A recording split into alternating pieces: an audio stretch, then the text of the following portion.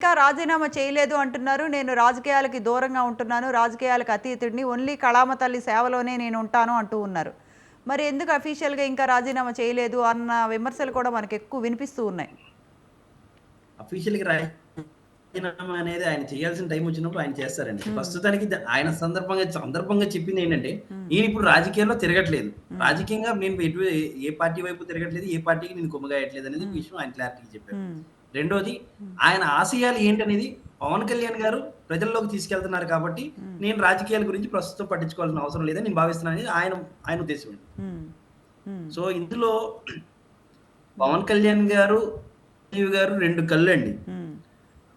వా హ్మ్. వాళ్ళిద్దరి భావనలు ఒకటే. వాళ్ళిద్దరి ఇది ఒకటే. అదేనండి. ఆ ఇద్దరు భావనలు వాళ్ళిద్దరూ సో, ఒకటే దీన్ని మనం అయినప్పుడు పీఆర్‌పీ హ్యాండ్ ఓవర్ చేయొచ్చు కదా! పీఆర్‌పీని ఎందుకు విలీనం చేశారు? మళ్ళీ జనసేన పార్టీ పెట్టి పవన్ కళ్యాణ్ గారు అహర్నిశలు కృషి చేసి ఈరోజు ఈ స్థాయికి 100కి 100 స్ట్రైక్ రేట్‌తో ఈరోజు ఈ స్థాయిలో నిలబడ్డారు. పీఆర్‌పీనే ఇస్తే అదే డెవలప్ చేసుకునేవాళ్ళు కదా! అప్పుడు కూడా పీఆర్‌పీని పవన్ కళ్యాణ్ ఇచ్చేయండి. వన్ ఆ ఆఫ్ ద టైంలో పార్ట్నర్స్ కదా పీఆర్‌పీలో.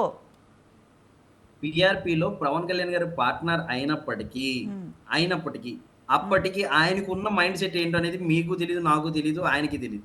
సో, ఆయన మైండ్ సెట్ ఏంటో, వాళ్ళ మైండ్ సెట్స్ ఏంటో మనకు తెలియని విషయం కాబట్టి, హ్మ్. సో, దాన్ని అంతర్గతంగా ఉన్న విషయాలు ఏం జరిగినాయో మనకు తెలీదు. హ్మ్. సో, దాని మీద వాళ్ళు ఏం చర్చించుకున్నారు, ఏం చర్చించుకోకుండా అయితే ఉండరండి. హ్మ్. ఇద్దరు బ్రదర్స్ మధ్యలో ఎటువంటి చర్చ జరగకుండా పార్టీ విలీనం అనేది జరగదు గదా! హ్మ్. సో, హ్మ్. పార్టీ విలీనం జరిగిందంటే దాని మీద సతీష్ అండి. ఏదో చర్చ హ్మ్. జరిగే ఉంటది సతీష్ ఖచ్చితంగా. అండి. రైట్. చెప్పండి ప్రసాద్ గారు. ఆయన టైంలో ఎవ్వరితోని చర్చించకుండా ఆయన ఇండిపెండెంట్ డెసిషన్‌తో ప్రజారాజ్యాన్ని విలీనం చేశారు. హ్మ్. కావుంటే చరిత్ర ఒకసారి వెనక్కెళ్ళండి రాకేష్ గారు మీకే తెలుస్తుంది. హ్మ్. సార్ ఇట్ ఈస్ అన్ ఇప్పుడు independent decision of an independent party. It is an independent decision of Chiranjeevi గారు. దట్స్ హ్మ్. ఇట్. ఇప్పుడు ఆ రోజు అయిపోయిన దాని గురించి ఇప్పుడు మనం డిస్కస్ చేయడం కూడా వేస్ట్ అండి. దీని అంటే గురించి ఇప్పుడు మనం